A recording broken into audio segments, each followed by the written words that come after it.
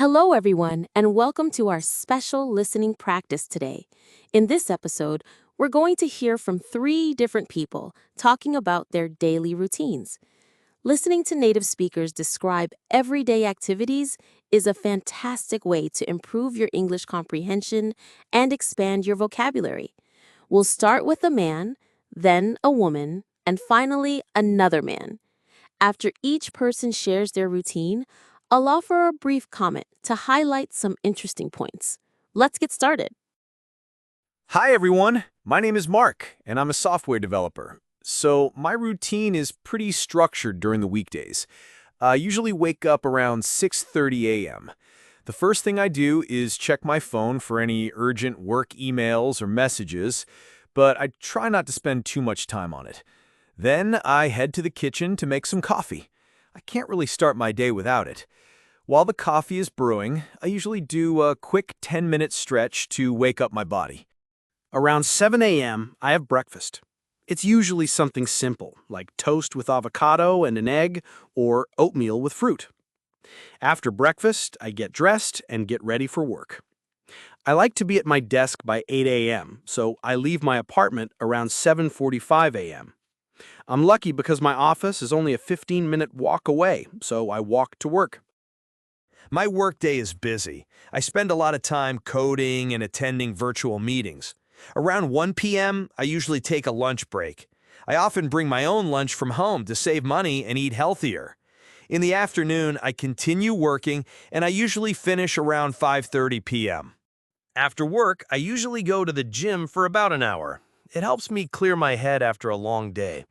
When I get home, I cook dinner. I enjoy cooking, so I try to make something different every night. After dinner, I might read a book, watch some TV, or call friends or family. I try to go to bed by 10:30 p.m. so I can get enough sleep for the next day. Weekends are much more relaxed, of course. That was a great overview of Mark's weekday routine. I noticed he mentioned several good time expressions like around 6:30 a.m. and by 10:30 p.m. Also, he used common verbs for daily activities, such as wake up, make coffee, walk to work, and go to bed. It sounds like he has a very organized day. Now, let's find out what Sarah does every day.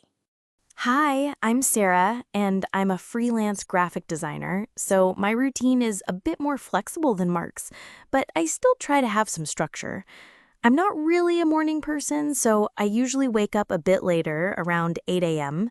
The first thing I do is meditate for about 15 minutes. It really helps me to feel calm and focused before I start my day.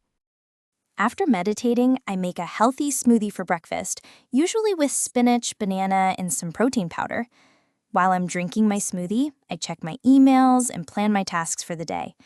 I usually start working on design projects around 9:30 a.m. Since I work from home, I don't have a commute, which is great. I usually take a short break around noon to go for a walk outside. It's important for me to get some fresh air and move my body, especially since I sit a lot while working. I usually have lunch around 1:30 p.m. Sometimes I cook, and sometimes I just have leftovers from the night before. In the afternoon, I continue working on my design projects. I often have video calls with clients to discuss their ideas. I usually finish my work around 6 p.m., but sometimes earlier or later depending on my projects. In the evenings, I like to relax. I might practice yoga, paint, or watch a movie. I also love to cook new recipes for dinner. Before bed, I like to read a physical book for about an hour, not on a screen. I try to be in bed by 11 p.m. because getting enough sleep is crucial for creativity. Thanks, Sarah. Her routine shows us how different work styles can affect daily schedules.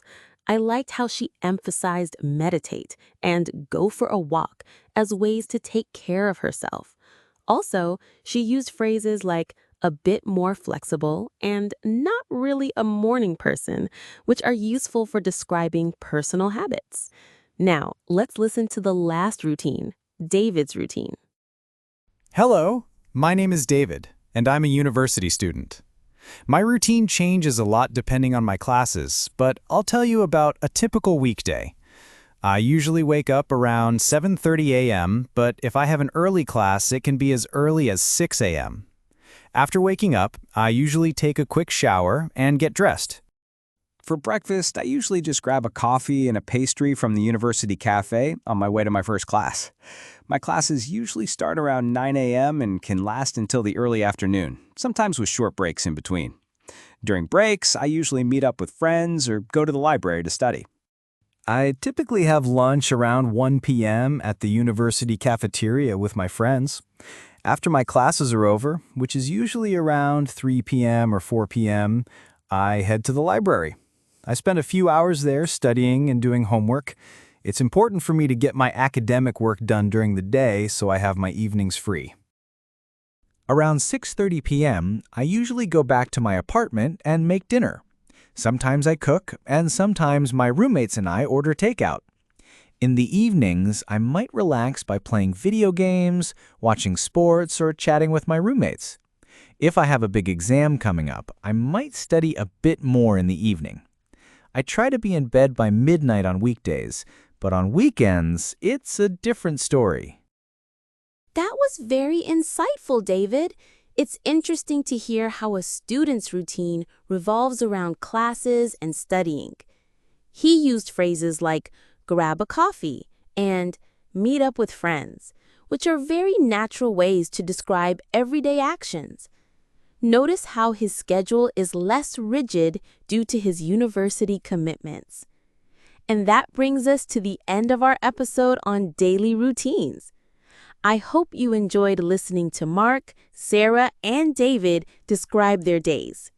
Pay attention to the vocabulary and sentence structures they used, and try to incorporate them into your own English conversations. Practice talking about your own routine. It's a great way to improve your fluency. Remember, consistency is key when learning a language. Try to listen to English every day, even if it's just for a few minutes. We'll see you next time. To continue practicing your English with us, be sure to subscribe to our YouTube channel. Your support helps us create more valuable content like this. We'd also love for you to share this video with anyone who's learning English. Thanks for listening.